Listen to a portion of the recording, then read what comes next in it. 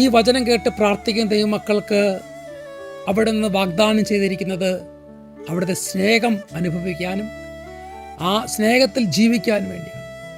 ഇന്ന് മനുഷ്യന് വേണ്ട ഒരു കാര്യം സ്നേഹം, ആനന്ദം, സമാധാനം, ക്ഷമ, ദയ, നന്മ, വിശ്വസ്തത, സൗമ്യത, ഇതൊക്കെയാണ്.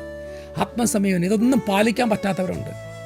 കർത്താവേ, ഞങ്ങളുടെ ജീവിതത്തിൽ ഇതുകൊണ്ട് ഒത്തിരിയേറെ പ്രശ്നങ്ങളിലൂടെ കടന്നു പോകുന്നുണ്ട്. എന്നാൽ ഈ പ്രഭാതത്തിൽ കർത്താവ് പറയാണ്, ദൈവം നിങ്ങളെ അനുഗ്രഹിക്കും. ഗലാത്യക്കാരുടെ ലേഖനത്തിൽ 5-ാം അധ്യായം 22-23 തിരുലിഖിതങ്ങൾ. എന്നാൽ ആത്മാവിൻ്റെ ഫലങ്ങൾ സ്നേഹം, ആനന്ദം, സമാധാനം, ക്ഷമ, ദയ, നന്മ, വിശ്വസ്തത, സൗമ്യത, ആത്മസംയമനം, ഇവയാണ്.